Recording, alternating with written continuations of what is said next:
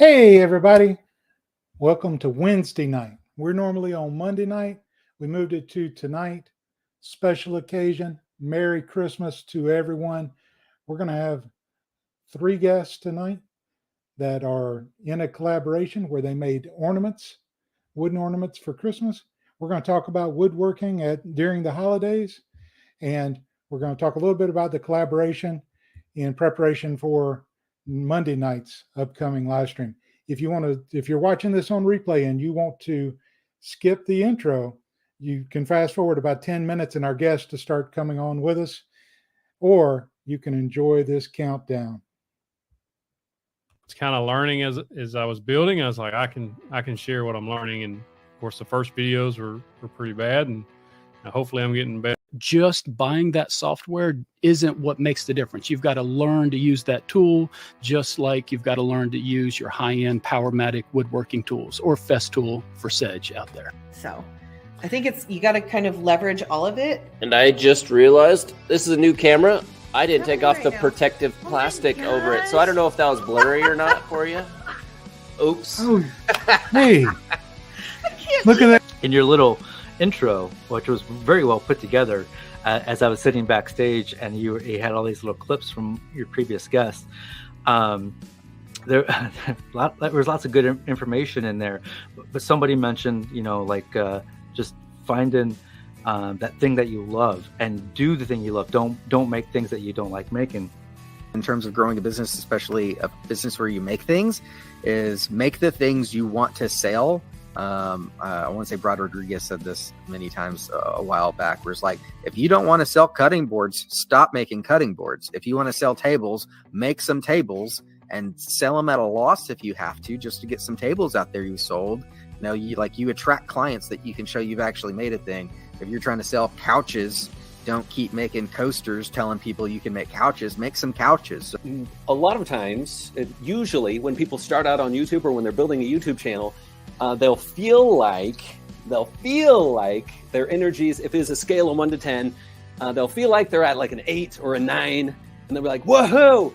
But then when they actually watch themselves on camera, it's actually more like a 2 or 3. We do take sponsors, especially as a lot of the smaller channels. And there's 2 ways they talk about sponsorship. Sponsorship is someone paying you to do something, and the other one is getting free tools and stuff. Launch day is my favorite day. That is my favorite day of the week. I just absolutely love launching videos and getting the feedback. So yeah, that's most videos take 4 to 5 full days to make. And I would like to streamline that. I would like to put out more videos in a week. It's really kind of sad because I didn't get involved even when he was doing the noodle boards. He pretty much did all that. I did everything in the house so that he could stay in the shop a lot. I am a little conflicted, I think. It initially started off with just sharing like my sewing machines and sewing tips and stuff like that. And then it kind of morphed into sharing the Mastering Mayhem merch items that I was making. And then along the way, I kind of shared some DeWalt tool and obsessions that I've had. Hats off to Ira. I mean, I can't imagine doing it with small kids. That's a lot of work. Well, this is a little chaotic, so. My part really didn't start until Live Edge started. When we started Live Edge, I don't know, I felt different about everything. It felt real to me. I think everything started feeling real to him, after the first few months because he was in the shop. It didn't really feel real to me until Live Edge started. And now I see this as my future too. I don't think I'll be a teacher much longer. Because I wasn't quite niched enough, but I think because my channel name is I Don't Even Work Here, I think I'm just going to roll with. I'm going to put out some shorts for stage. One thing I'm good at probably more than anything else is business and understanding the way businesses work and how to run a business. And I always come at from very much the money ball approach. I don't want to hit home runs. I just want to get on base and get on base and get on base. And I think it's easier for people to look at my story, for example, or anybody like in a similar story and think that was an easy decision. And I can't state how much that was a very hard decision for both my wife and I. I like the premise of doing a tool review, comparing 2 tools, and especially if they are popular tools. can make the life you want to, you can make the business you want to, whatever it is you want to make. It wasn't like YouTube's good and this and that. Like I was still pretty new to YouTube and didn't know that was sustainable long term, and so it was a gamble. And I'd worked for a long time to get in the position I was at, and it was a very, very hard decision to basically give that up for potentially the rest of my life. I never even considered the second channel. I just think all of my content needs to go where I am. It's a lot of risk and fear, but moving through those deliberately. So there's a system to it, and you follow that system. So what have you learned and done to try to change? And so that's the thing I always do is it's a continuous process of evolution. Scheduling and trying to edit and get a video out, like it's really hard to follow exactly. If you do that and do it consistently, it'll generate views. Interesting, a lot of times you might see channels or businesses that are frustrated because they're not growing, and you look and you realize that for years or dozens of iterations, you look at the most recent and you go back a few years or a few dozen iterations and there's zero change. I'd like to see channels evolve into more of like a channel, like we're traditional like TV channel, where you have a channel, but there's different shows within that channel, and you could have the segment for your shorts or your live streams and your longs, all these different things, and people can kind of just pick and choose what they want to watch. And my goal isn't to get the most views on YouTube. My goal is to provide confidence, inspiration, and knowledge through entertaining and engaging content. So what's the next step? What is the next thing? What's going to get you to that next place? You got to get them to click. You got to get them to watch. I'm terrible at thumbnails. I hate doing them. I would stress so bad over doing them. I've actually hired somebody else to do them now. That's why they look different. I'm not doing them anymore. I took that out of my hands, and I'm stress-free on that part. Another thing is also onboarding people that are better than me at something. So I have an editor I've been working with for about 2 years now. One day it just kind of hit me that, okay, I watch a lot of these videos and I obviously find value in them. Why can I not be the person on the other side of the camera, right? Providing the content and the information. With me being a business-minded individual and trying to make sure that I'm providing for my family, but also always growing.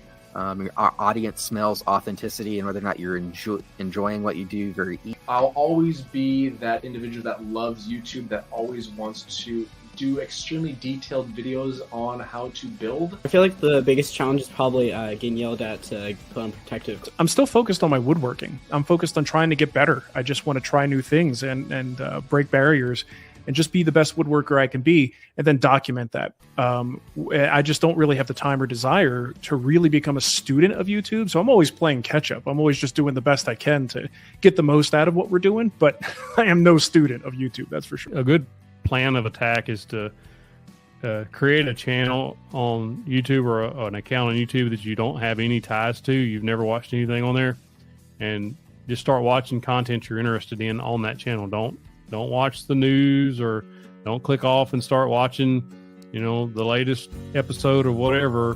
Just use that account strictly for that, and that'll kind of start jumping up what's being surfaced to people. And then from there, you can kind of... as far as equipment goes, and I say this adamantly all the time, there is nothing I've ever made that I couldn't make by hand. And I have a skill set that I've developed that I could make it by hand. Does having a CNC make it faster? You bet it does. The big change that I've seen is that people have gotten even shorter attention spans than normal. So if you are going to start a YouTube channel and you're going to start recording yourself working, keep the pace really, really fast. People get bored super quick, and when they get bored, they either start tapping those arrow keys to speed through the video, or else they'll just drag the slider across the screen so that they can speed through and skip to the end and see what you've built. But if you want to engage them throughout the whole video, you've got to keep the pace really, really fast. Basically structure your channel so that you generate more views. They watch one video, they're going to watch the next, the next, the next. If you look, and you can tell the difference I can see it in my analytics. I can see it in the way my channel's structured. The first thing that I would recommend to anybody, and this of course applies to any niche that you're looking to start a channel for is before you even take the first steps in terms of researching and all that, which we'll talk about in a second, I would have a really honest conversation with yourself about what you're looking to get out of the channel and what your expectations are. As a rule of thumb, post-production takes 6 times recorded footage length, not shoot time, but recorded footage length. So if you record a 5-minute clip, it's going to take you a minimum of 30 minutes to edit that 5-minute clip, even if you only edit down into 30 seconds, because you have to watch it, then you make some notes, and then you watch it again, you make some cuts, and you watch it again, and then when it fits into the timeline, by rule, you're going to see that same clip roughly 6 times. T-minus 10, 9, 8, 7, 6, 5, 3, 2, 1, 0, and liftoff. Hey, for tonight only, let's make Wednesdays great. I'm glad you're here. I appreciate you being here. Darius from Mighty Sawdust, Ryan from 2Elm Builds, and Hugh from Hugh McMath or McMath Woodworks is here, going to be here tonight. We're going to have a great time. I just want to remind you, as always, the chat is where it's at. Talk it up in the chat with each other. Ask questions of the host, me, I'm RT, or our guest. And if you do have a question, please make sure to put a Q at the beginning of your chat message. Helps us find it and make sure those get answered. And if you are celebrating a milestone, whether that be a milestone on YouTube, a milestone in your woodworking, a milestone in your family, somebody is graduating early or got out on parole, whatever the case, if it's a milestone to you, we want to celebrate with you. So please share it. Feel free to share it with us. Let's get right into it. Start bringing on our guest. First of all, this is a real short person. If you watch his videos over at Mighty Sawdust, you know that he I think he's about 5'2". Is that right, Darius? Almost. If you round down, yeah. Yeah, right. Okay.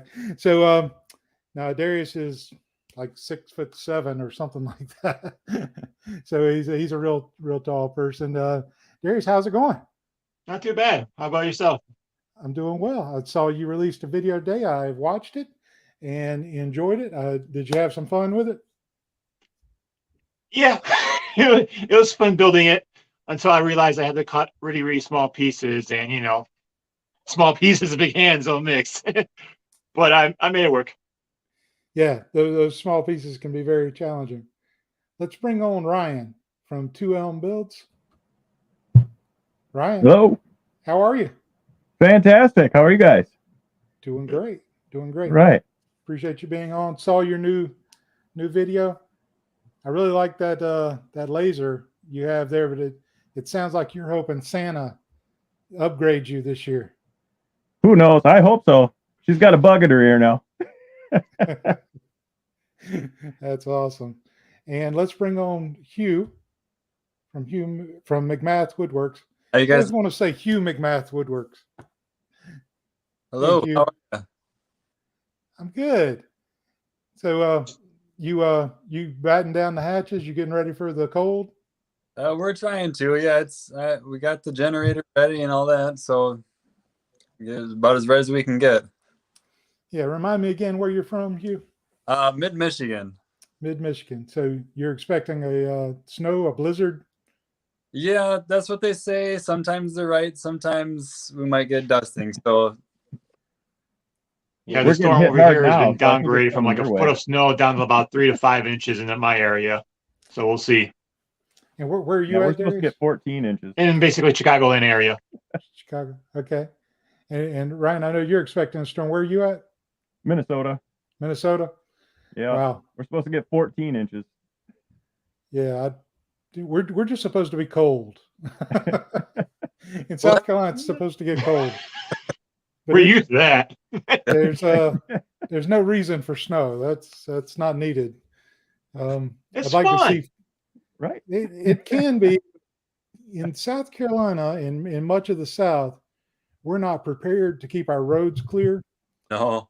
and safe. So people, that move here from other areas, a lot of times have said, you don't know how to drive when it's snowing. And then the first time it snows while they're here, they realize you can't drive on ice. So it's much different. I've been up to Buffalo whenever they were in a major storm, and they keep their roads clear and you can drive. If you can make it to the road, you can get around. I imagine that's in your case, that's probably the same. Pretty much. Yeah. Yep. So I appreciate you coming on tonight. You've been working with a collaboration with several YouTubers on some ornaments and doing a Secret Santa gift exchange. And those videos came out today, or most of them have come out. I believe you still have one one person's channel that hasn't released theirs, but the five, I think there's 5 of you now who've released. Who wants to tell us about that collaboration, how it got started, and what you're doing?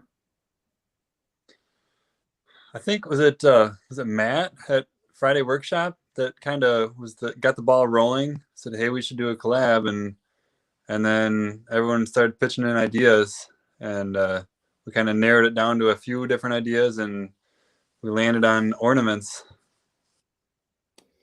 Yeah, and so everybody made ornaments, and then you arranged Secret Santa so that you used some program or online program so that you didn't know who was sending you your ornament.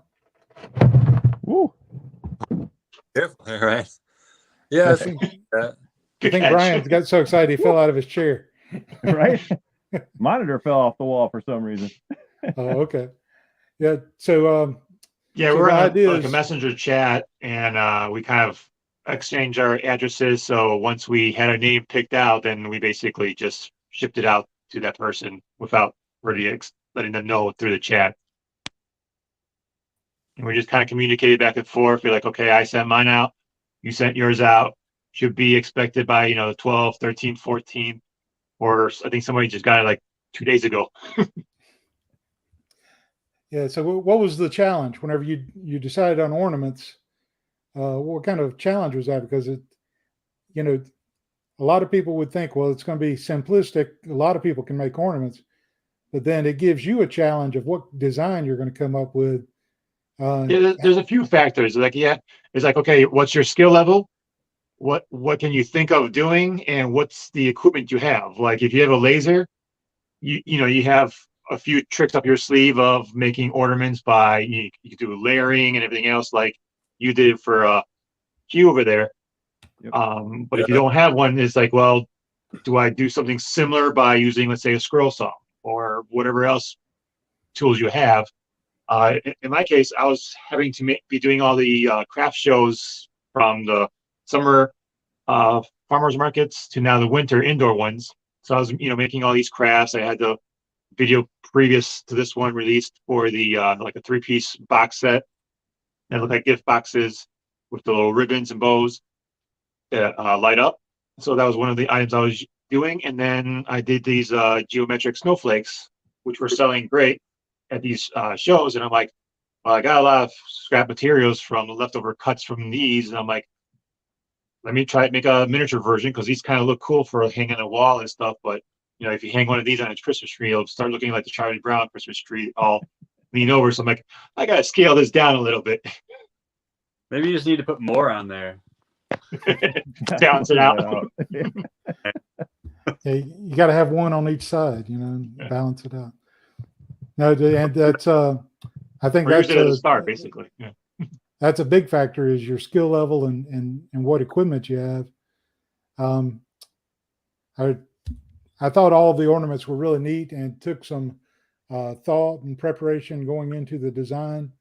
And I had a hard time of of thinking what to do for Hugh. That was a tough one. I chose again to try and find something catchy that I could make an ornament around because I wanted to make it personal to him. So I found that little clip about caffeine powered. I was like, that's it. That's what I'm making, because I just sat and laughed after hearing that forever.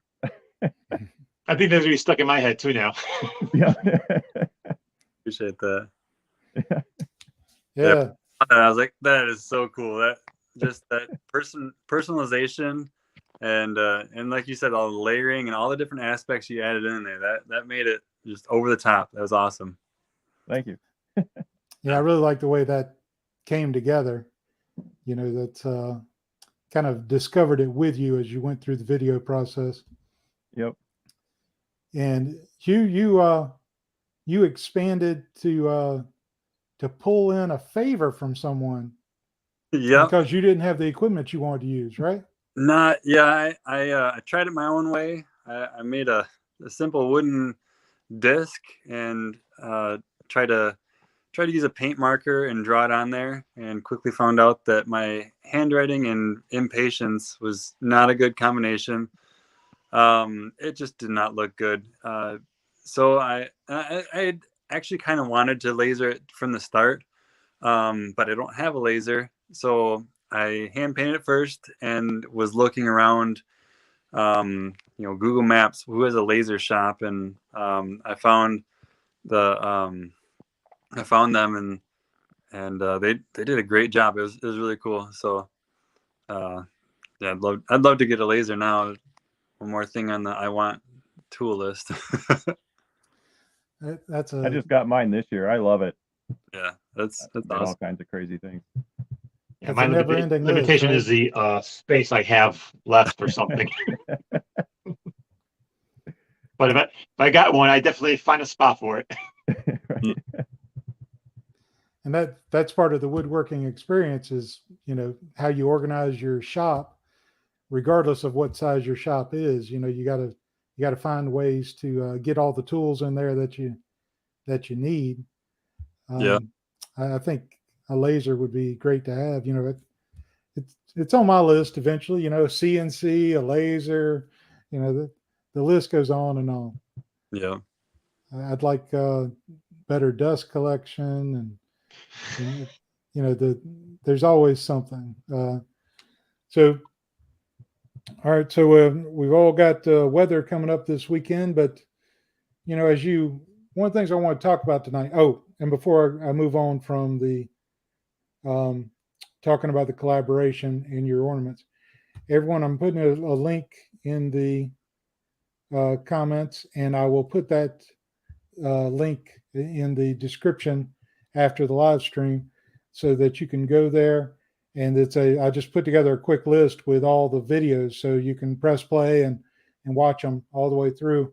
I thought everybody did a great job, and we're going to have some of the other creators on, and maybe some of these will return Monday night, and we'll talk more about that collaboration and lessons learned and so forth. But tonight, I'd like to talk a little bit about, what the holidays season means to your woodworking.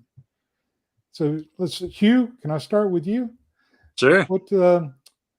How does, whenever you think about the holidays, you have your woodworking, how do you schedule things? Are you selling anything? Are you making gifts? What are you doing? So my woodworking business is kind of almost non-existent. It's I will do a few projects here and there, and I've made a couple commissions, but I'm really slow. And I've got a wife and 3 kids and 2 dogs, 5 rabbits, 20 chickens, and there's a lot. So and I work a full-time job that's a lot of hours at that job. And we like to get together with family and friends whenever we can too. So squeezing in projects here and there, it's a back burner thing. But I like to build things. I like to try and personalize something for someone if I can. It's just, it doesn't happen, doesn't happen very often. Like I've made signs, some gifts for my wife, and we only have so much wall space. And some of them, she's like, that's nice, but where am I going to put it? So I do what I can. It doesn't happen. What about you guys? I can completely understand with the work schedule. I can't imagine about the 20 chickens. I mean, have you thought about having some friends over and maybe frying up some of those birds? But he wouldn't tell me his recipe, and some of them are gonna be dinner. Some of them sometime soon. We got too many roosters. Ryan, how about you? How does the holidays affect you, and what are you doing for the holidays as far as woodworking? Man, I'm constantly building. I build charcuterie boards like crazy. So my wife's a realtor, and a lot of her realtor friends want charcuterie boards as gifts. So I'm always making those. And now that I have the laser, I've been doing a lot of those Koyer rugs where you personalize the rugs for the front door. I have 5 kids, so I'm always on the go. I also manage at a furniture store, and I coach junior high basketball. So my life is never dull. And I have a son that plays college ball, so I got to be able to watch his games and go to some of his games. So just busy, busy, busy. It's nonstop at my house. No, that's awesome. Time is the most precious commodity we have, and sometimes we can't spend it working on our hobbies. We have more important things to do, like maintain our income through our jobs. Yep. Darius, what about you? Yeah, having a full-time job that's not woodworking, yeah, it takes a toll. You just, whatever spare time you have, if there's any spare time, try to build stuff. But for the holidays, I was, kind of stayed busy because any of the little crafts I was actually making had been selling. So it was like, okay, I had the craft show, sold some stuff. Well, now I gotta build some more to replenish for the next show, for the fall leading into now Christmas. So we had our last show basically 2 weeks ago. We would have had one this Saturday, but being Christmas Eve, there wasn't one. So I have another 2 week little break to actually make more stuff. And luckily everything that I kind of made has been selling, so that's been motivation to keep going. And I had a few coworkers wanting these geometric snowflakes. I did have one big commissions sale. Someone reached out through Facebook that they seen my planners I had, so they wanted a custom one, like about 5 foot long, about 2 feet deep, for a friend who had been being wheelchair, so they need a specific height so he can work around it on their basically deck. And the catch was they wanted a guitar and like originally about 4 band names engraved. And obviously I don't have a CNC machine or a laser, so I was like, let me get back to you on that and do some research and try and see what options I have into getting that done like that, whether reaching out to someone that does have a CNC. And luckily, Matt from 731 Woodworks happened to have some guests over that make signs basically use without a CNC machine for the most part. And they had them on, and they kind of showed their technique of doing stuff and which bits to use. And I just took notes, ordered those bits, and basically attempted my version of doing it. And surprisingly, it turned out pretty awesome. So they picked it up this past weekend, and they're pretty happy with it. So just sometimes just gotta kind of get out of your comfort zone and just take the challenge and see where that takes you.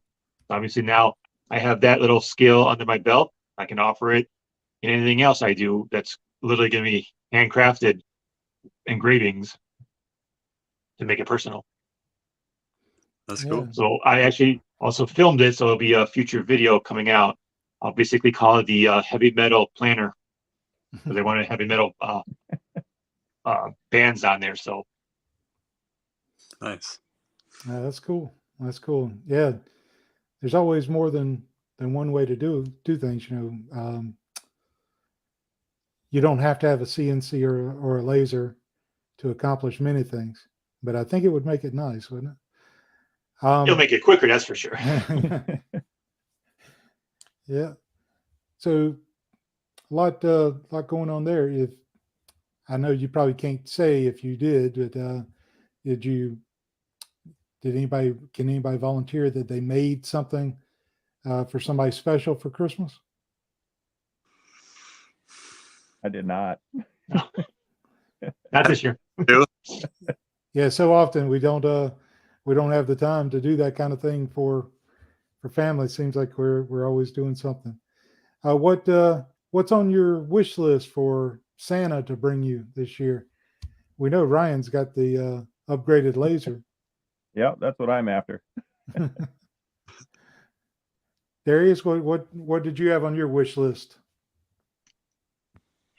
It's for us here. It's like, the biggest thing is for the kid. It's trying to fulfill that wish list from Santa, or their birthdays. That's our biggest thing. For me, it's like if I need something, I end up just going out during the year and pick it up, or my wife sees something on sale that I was looking for, she'll pick it up, and that's our thing during the year. We'll just get it when we need it. So our biggest focus is the little one, for having her eyes light up when she opens the gifts that she was expecting or even not expecting to have. Yeah. How about you, Hugh? You anything? Yeah, it's the same. Same here. Like we try and focus on the kids first, and there's always going to be tools that I want. It's just, oh, that's cool. I want that. Oh, but I don't. Do I need it right now? So there were so many really good deals for like Black Friday and Cyber Monday, and I stayed up till like midnight looking through. Oh, well, if I do this and that, and trying to figure out what made sense, and I ended up just deleting everything in my cart and not buying anything because I don't need any of that right now. And Clamps. What's that? Clamps. With the clamps, I could probably use more, but I went to an estate sale like 2 years ago, and I saw the person had been some sort of woodworker, and there was a huge pile of clamps, mostly pipe clamps. There were some just assorted of everything. There was probably 30 clamps, and that I told. What did I do? Right, I told the person, I've got $10. How many of those clamps can you do for 30 or for $10? And she was trying to get it all taken care of. She said, take them all. So I like to find those kind of deals. But as far as like wish list this year, I put a couple things in my Amazon cart and told my wife, however much you want to spend on me, click those items, everything else just delete. And so I might be getting some stuff, or I might not. We'll see. Yeah, I've already gotten a Lowe's gift card, so I'm gonna go there and spend my $25 on something. There you go. That'd be great. What if someone asked you, what should they buy if they have $25 extra and they want to buy something for their woodworker? What would you suggest to them, not knowing what kind of equipment the woodworker may have, not knowing what they have in their shop at all? What would you suggest to someone? Either an extra tape measure and some pencils. So I was gonna say. I would say get some lumber so you can make some projects and sell them and get more money. Yeah. That's a great idea. You can go into a hardwood dealer, Woodcraft, or anywhere that sells wood. And if you were to buy me a piece of wood, especially something that might not be what you find in the normal box store, I'd love it. I mean, I'll take a 2x4 as far as that goes. but yeah, some nice Paduke, or even nice piece of oak, be great. You can make something out of it. Another thing, I like the idea of pencils, tape measure. You can always use those. I like the idea of sandpaper. It seems like you can always use sandpaper or a gallon of glue. Type on too. Yeah. You could buy like a gift card to a maker's website, and they could buy themselves some digital plans. Oh yeah. So depending on what scale they're at in their woodworking, they could, go from that forward. And then something I always keep in my, like, I lose them all the time. Just like my tape measure and my pencil is like safety glasses and hearing protection. I set it down somewhere and then it's gone. Just so I buy them like in a case, and I also have them that will fit my kids too because they like to come out in the shop with me. So I've got a whole box full of cool colored safety glasses that they like to wear and little earmuffs that fit them just right. So if they're going to be out there with me, they're going to, be a little safer.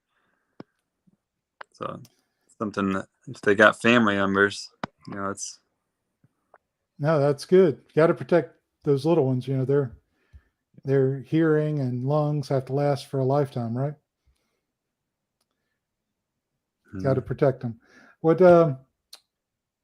Ryan? I meant to ask you this. I was watching your video, and could I see your breath?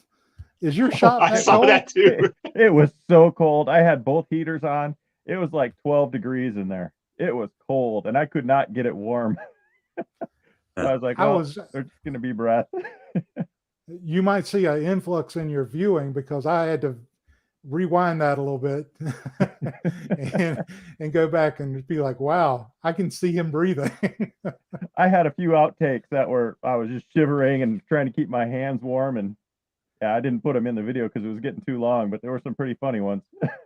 So there would have been a lot of beeps in there. Your hot chocolate in your Santa mug, with you filming. I love the Santa mug. Yeah, could that even stay hot? I mean, wouldn't that even get cold quick? It did pretty quick. My whipped cream on top didn't melt during the whole filming, so yeah, it was pretty cold. Oh, that's handy. Right. How about you, Hugh? Do you have? Oh, go ahead. Oh, I was saying the worst thing about working in the cold like that is trying to keep your hands warm because you can wear extra layers on your torso, on your legs, on your feet.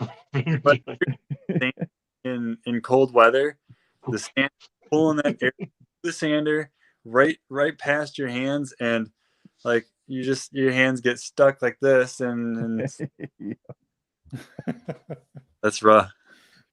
Hugh, do you have heat in your shop? Nope. Nope. No heat. There's walls, so I'll take it. But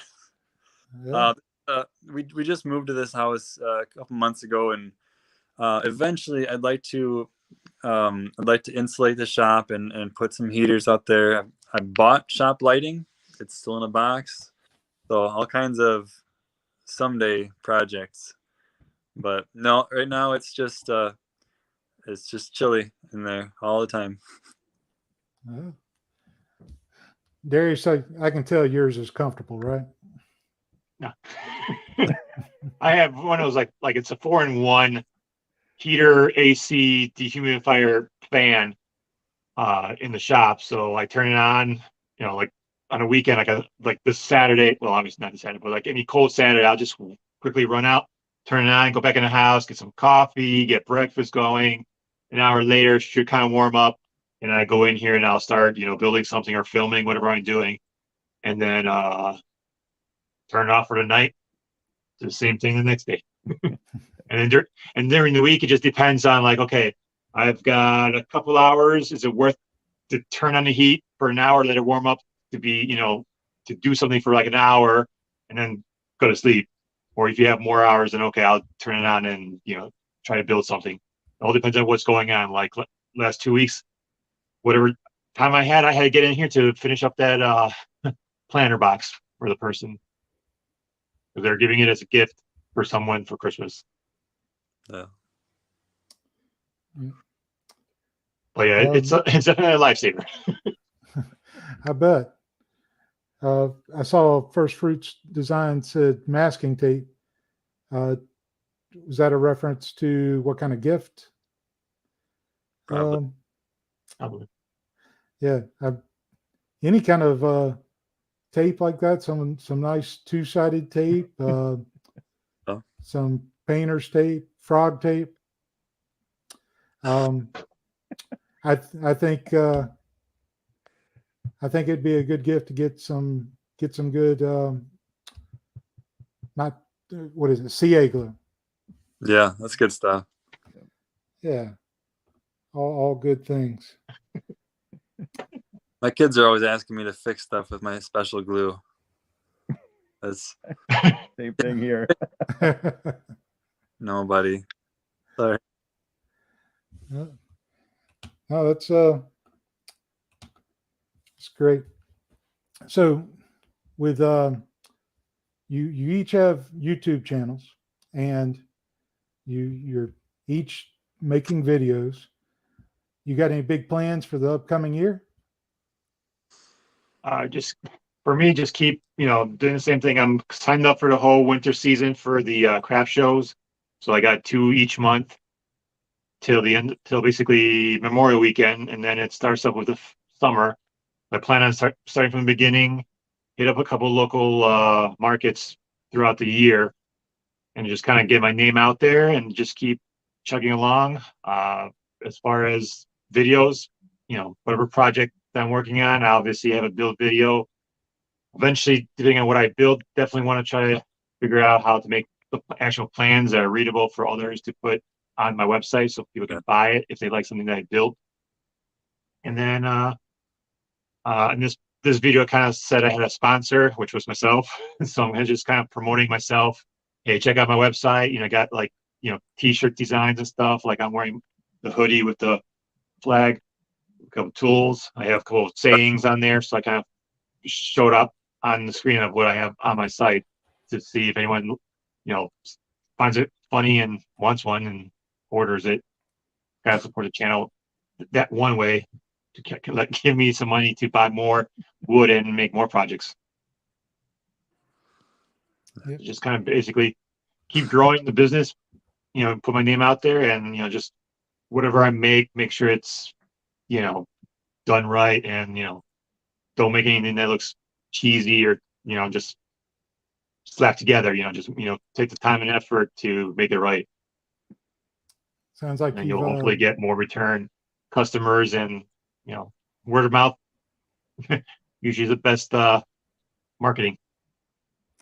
Sounds like you've planned to work, and now you're working the plan. How about you, Hugh? Yeah, I mean, I don't have written down like plans or goals, which would be a good idea. But I've got a bunch of big projects that I want to work on.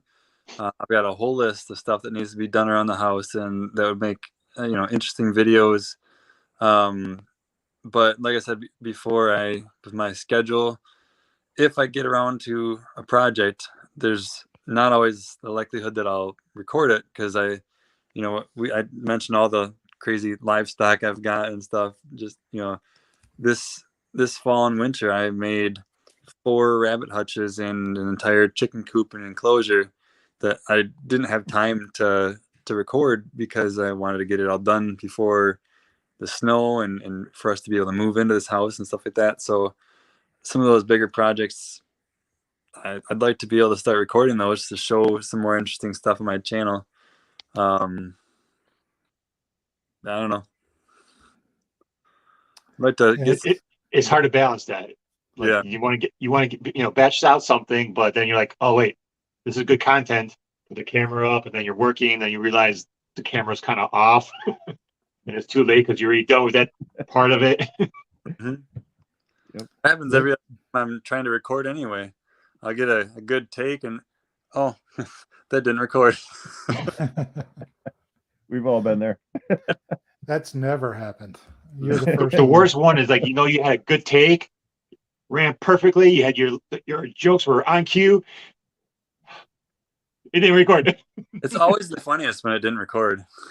Yep. And then you can't recreate it because then you're thinking like, wait, what did I just say? Yeah.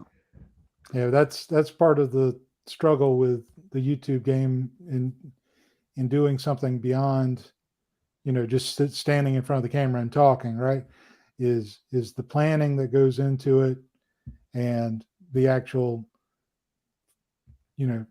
making, especially when you're doing it alone, basically. Yeah. Then it's a challenge. You're doing the video, trying to stage the video, trying to get the right angles, and it's just time consuming. So yeah, it adds time to every project. And, to the casual viewer, it may not seem like a big deal. You just put up a camera, but you put up a camera from a certain angle. You had to worry about the lighting.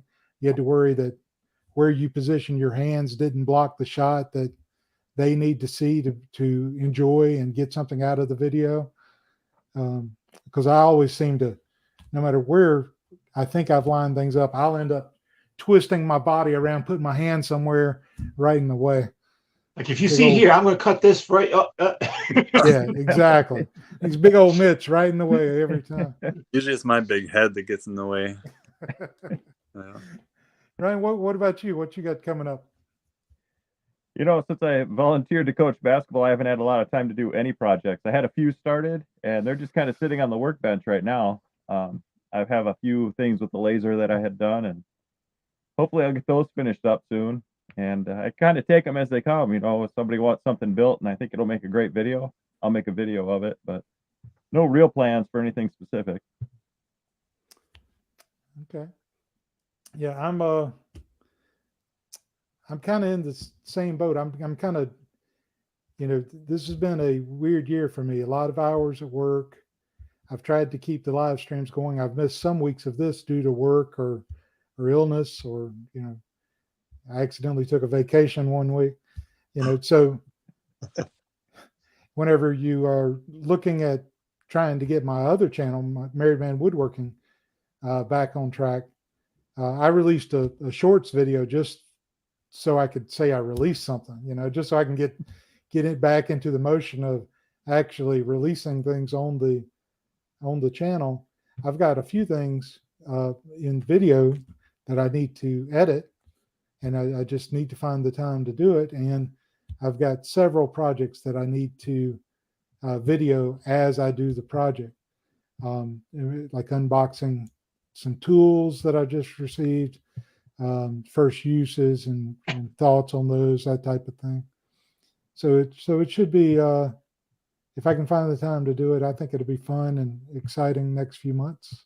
Yeah, it's always a time factor there. Yes. Like I have a lot of things I want to do too. The same thing is like needed more time.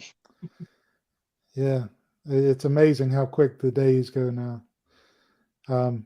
Plus, if you don't have a dedicated space that you can just walk into and pick up where you left off, I find it very challenging. Maybe someday I'll have a dedicated space. Right now, I have to, I'm sharing my garage. So most of the time, I roll things out into the driveway to do my work. So it takes a little prep time too. So I can't say I have an hour. Well, I'm going to use 15 or 20 minutes of that just setting up.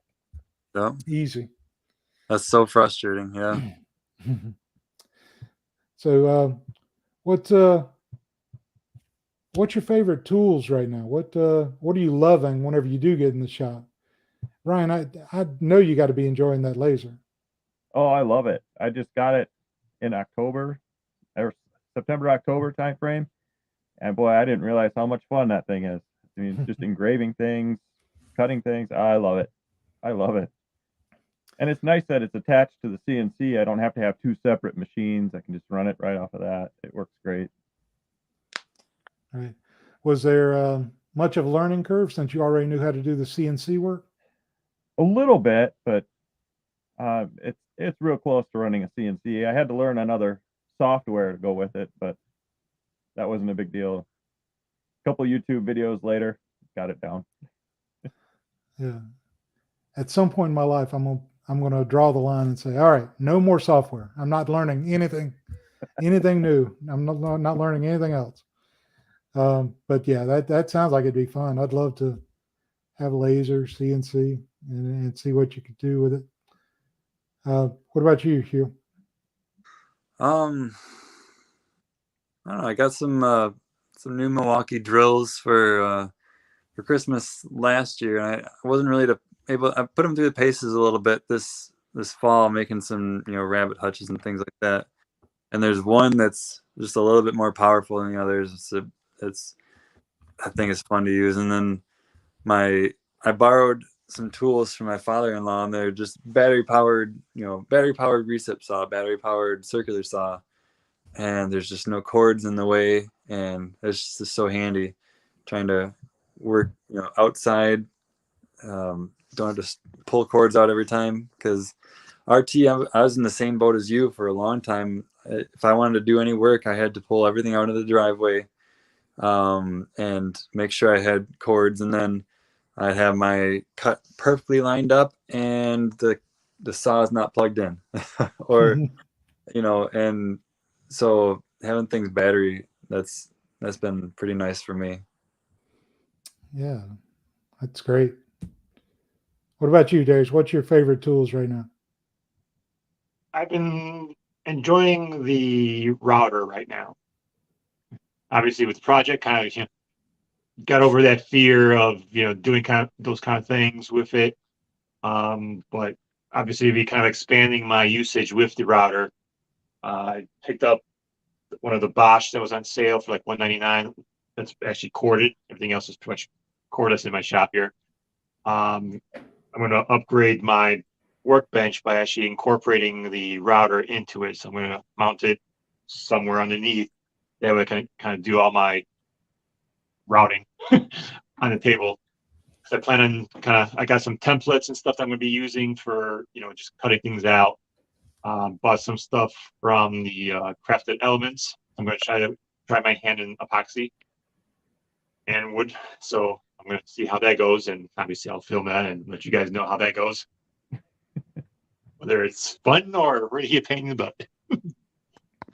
But from what I've seen, it's not rocket science. It's just, making sure you mix everything right, and then just kind of find a pattern and color scheme that looks good, and hopefully others will like it too that will want it.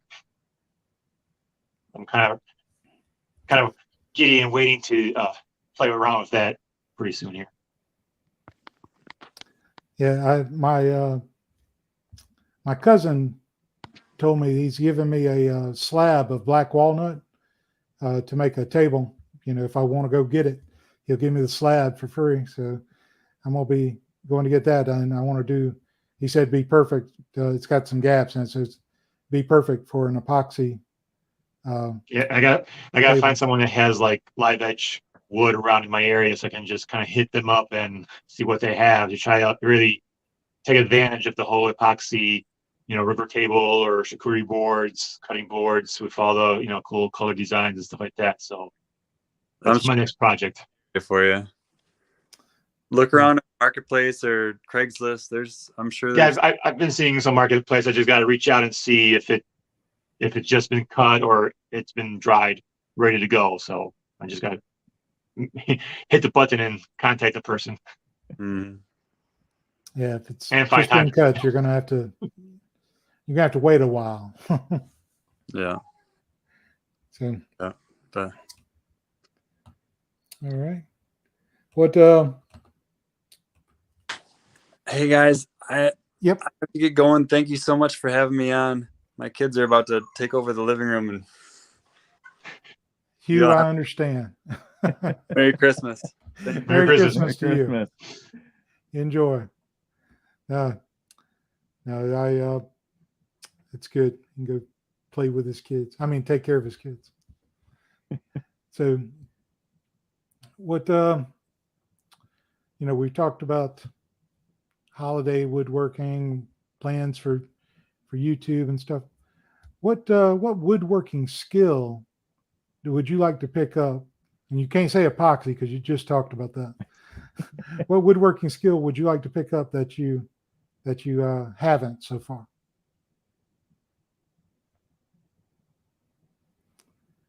Brian, I'll ask you first because you look like you have an answer. I do. I am terrible at dovetails. I have a couple nieces, and my wife's been begging me to make them these fancy boxes with dovetails, and I am the worst at dovetails. So I think I need to learn how to do that. I've made a few boxes, but the gaps are horrible, and yeah, that's not my skill.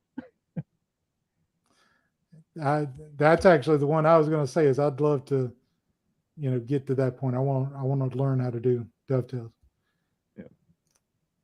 Darius, what about you? What's your next skill you want to take on as a challenge?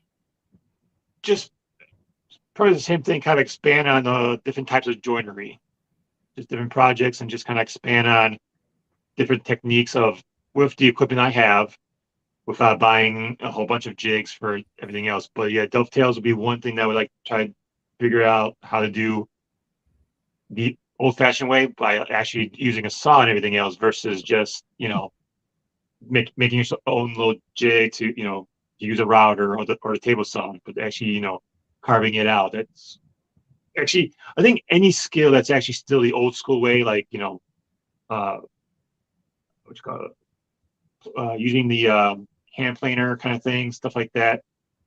Get into rhythm of, take the time of it, take every stroke of it, kind of making it all detail, kind of just experience that and just kind of level up that skill. Because yeah, we can just run a board across the router and there you go. But actually doing the right measurements and then, sawing it down perfectly. I've seen it like Dusty, was it the Dusty Lumber? Oh, he's also a YouTuber. I can't think of the actual name, but his little shorts or whatever keep popping up, and he's just doing all these little joineries, and I'm just like, that's cool. Like I want to do that too. Yeah, no, that's good. I'll give you another one. I just got a scroll saw, but I haven't had the chance to use it for the first time, so I want to learn how to use a scroll saw properly and efficiently. I see people on YouTube and they're just moving the board around and look like they're having a great time and they're not cutting off their fingers. So I want to learn how to do that. I think there's some editing involved in that. Yeah, I think I've seen those videos too. I'm like, that went way too smooth. I just did a whole bunch of Halloween jack-o'-lanterns. It wasn't that easy. It's always something, right? You can always edit out your mistakes, but it's kind of authentic whenever someone shares some of their mistakes. That's yeah. I usually keep one or two things in there to be like, yeah, I'm a beginning woodworker. I'm making cool stuff, But yeah, I've had a mistake. But the biggest thing is like, how do you overcome it? Like, how do you fix it if it's still fixable, or how to hide it? I made a whole cutting board video once where I was trying to do a wood inlay and the whole thing just crumbled when I was sanding. So I just filled it with epoxy. Got to find some way to make it work, So I think we were being attacked by a bot in the chat there. So I've blocked that. Sorry. Hopefully that doesn't come back. We're a family show, folks. Some things are not appropriate. I'm sorry, lost my place, got distracted by that. But yeah, always good to show that you're vulnerable, that you can make a mistake. And everyone makes a mistake. No one's really perfect. It's just how you learn from it and how you adapt to whatever situation came up with. Whether you only measured once or you measured twice and cut once, or you had to cut it 3 times still. As long as it's not too costly of a mistake, that's some of the best experiences, and can be the most fun is to figure out how to correct it. So if one board does end up a little bit short, how do you adjust the plans to still make the project work? How small can this coffee table be now? Yeah. How wide does it have to be? But that's part of life, and it's part of where we learn from is our mistakes, and like I always tell my daughter, it's when things go wrong that you make memories. Whenever things go perfectly right, a lot of times you don't remember those times. So it's kind of something to overcome. It's an opportunity. So how, going back to your videos you released today, How's the pacing on the views on those? Are you feel like they're doing okay? Are you hoping they pick up steam over the next couple of days? No, we always hope it picks up steam, but I think if you don't usually release on a typical day, maybe your audience is not expecting to see a video, like Friday workshop. They always went on Friday. So if they release something on a Wednesday or on a different day, it might take a couple of days for it to pop up. Like I know I've been lagging on a few videos, so I've had a few gaps, but luckily if I put something up there and then when it has a notification bell, they'll get notified I put something out.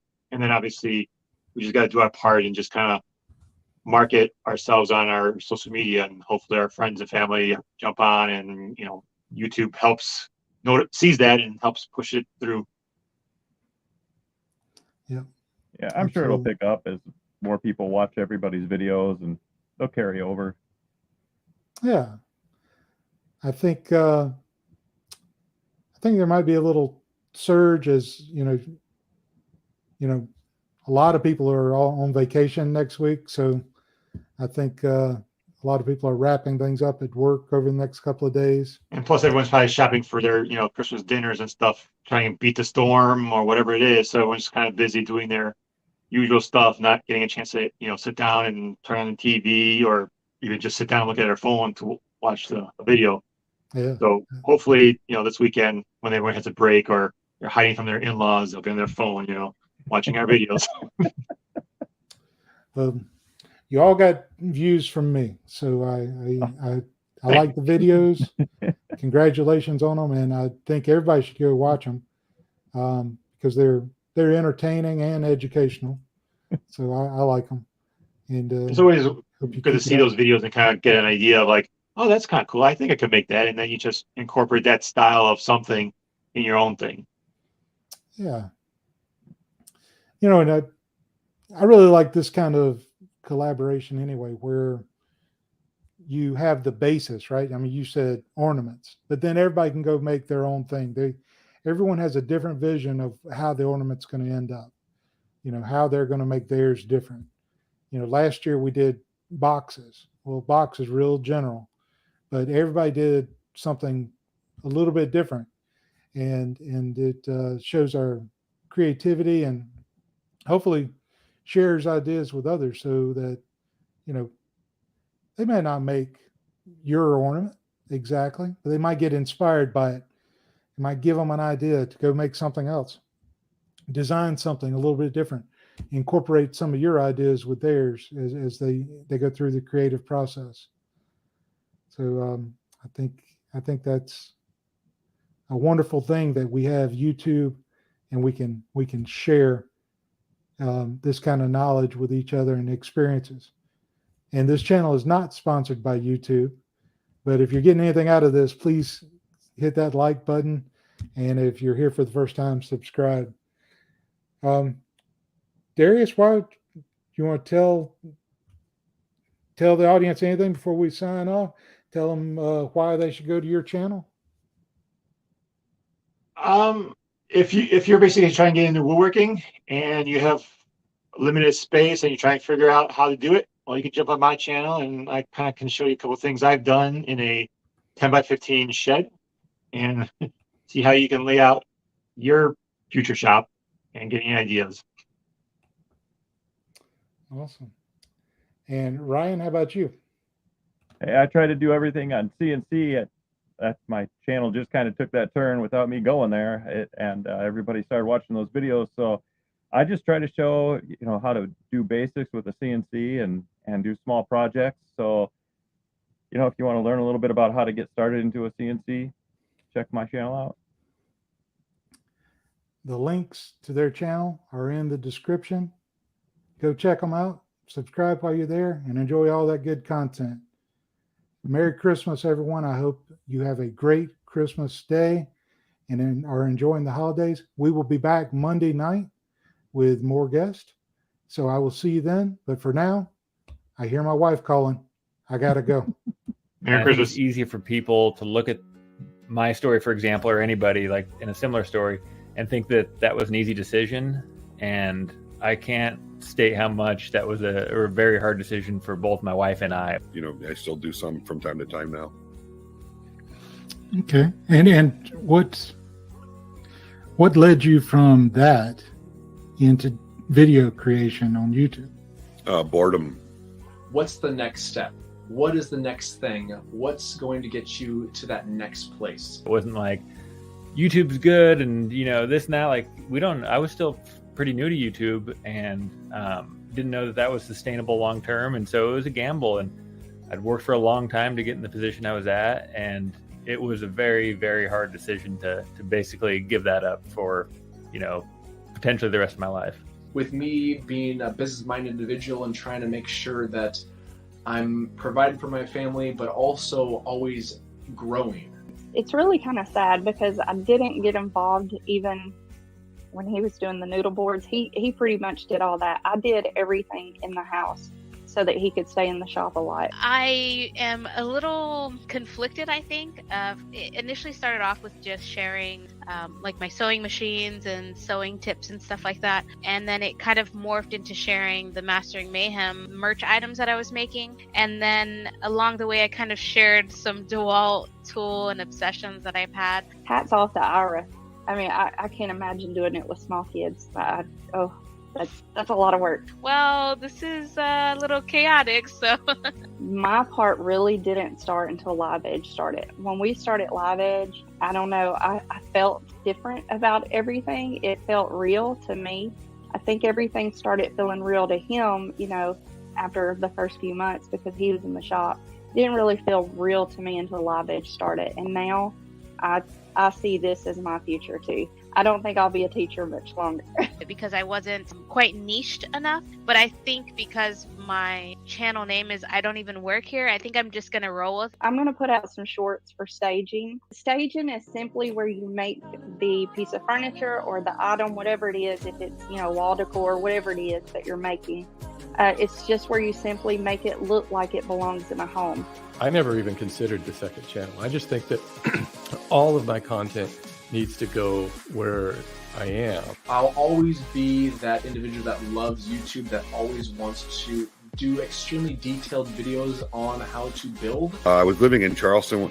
This was back in, we're talking 2013, March 19th, 2013 was when I posted my very first video. So think about what the kid actually wants. Try to come up with projects that are quick wins. Sometimes it's not even really hammering something or sawing something. Sometimes it's just simply gluing a couple things together and then painting it. Like, think like a kid. I had talked to a lot of people in the area trying to find a woodworkers group, people that were building stuff. Didn't even have to be woodworking, there just wasn't much of it. So a friend of mine suggested making videos on YouTube to reach out to other, meet other woodworkers, reach out to other people who were building things. And so I started checking it out, and that was really cool. I saw, back then it was Steve Ramsey, Mark Spagnolo, Laney Shaughnessy, and of course Matt's Basement Workshop. And they were kind of, those are really the four guys. I call them the four fathers. They're the four guys that really started the woodworking DIY thing on YouTube. Those were the guys that started it all. And then there was Matthias Wandel and John Heinz came along.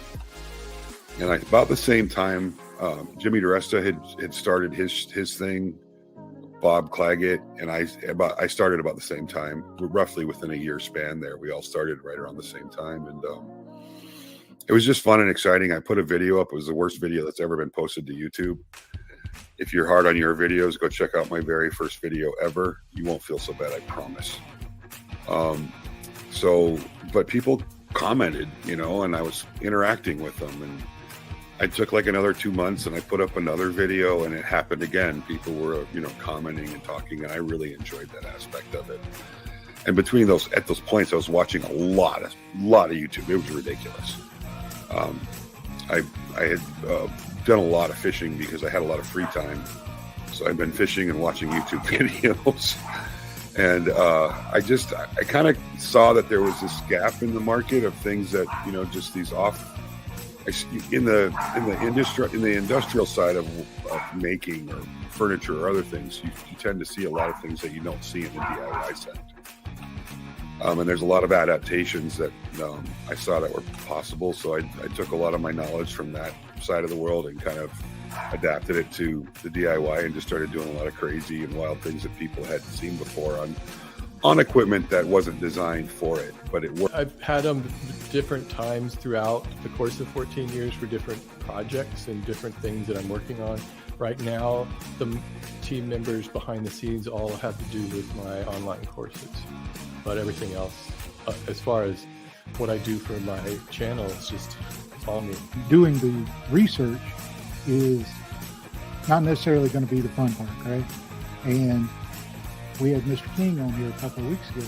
He was talking about the research he did before he released a single YouTube short. Well, the research he did led him to putting together a video less than a minute, but there was many, many hours of research before that, but it led to 5 million views. So research can be very important. This is counterintuitive to a lot of the suggestion out there on YouTube where everybody says, just hit record. Just go out in the garage and hit record.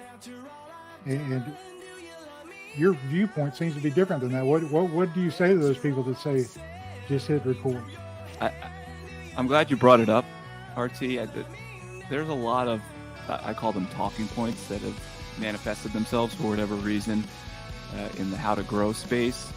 The just hit record is probably one of the ones that drives me the most insane. I mean, you can go out and just hit record, but again, set your expectations for what you think the output and the end result is going to be. You get out of things what you put into them, and you may get lucky and you might catch a unicorn, but I'm going to bet 9 times out of 10, if you just go out and you hit record, you don't do any research, you don't have a plan, you don't have a rough script, you don't have a target audience, you don't have value that you're looking to provide. Again, I just think you're setting yourself up for unneeded frustration when a little prep and work up front can pay extreme dividends in the end. And you don't get a do-over when you post the video. Once it goes out into the interwebs, it's done. And you can't go back and redo the same topic right away because then you look like a goof. I'm inspired by this guy. It's a little not fair because he does have a bigger, larger channel, but he has a smaller woodworking channel that's done pretty well this past year as well as in 2020. And his name is Robert Dunn. Authenticity is something that I strive for all the time. I always try to just be myself, but everybody always says that. They always say, well, when you're on camera, just be yourself. But as soon as the camera goes on, you're never really yourself because you're always aware of the image that you're projecting, and then you're going to refine that further when you're editing it. At best, I think most of us are only, at best, maybe 80 to 90% ourselves. There's always that part that's carefully curated. And he's hilarious. I think he is one of the best people in front of a camera in our space. His bigger channel is a car channel. I'm not going to kind of focus on that. But Underdone, he has made a handful of videos this past year. Not nearly as many as he made in 2020, but he still racked in quite a few views. Especially, he had some videos over 100,000, some over 500,000. And what I really want to emphasize with Robert Dunn, even if you watch his Aging Wheels channel or Underdone, his woodworking channel, is his confidence, relaxation, and charisma.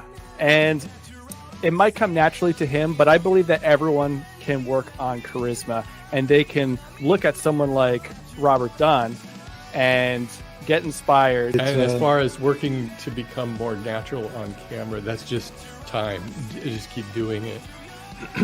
The more you do it, the more comfortable you get at it. And I do think it's important to, as much as I'm not really a fan of saying having the avatar behind the camera, I do think it helps to imagine that you're actually talking to somebody who will be watching the video. Sometimes it's easy to forget that you see numbers of people watching, but you forget that these are actual people watching your video on their phone or on their TV or wherever. And I think it's important to keep that in mind.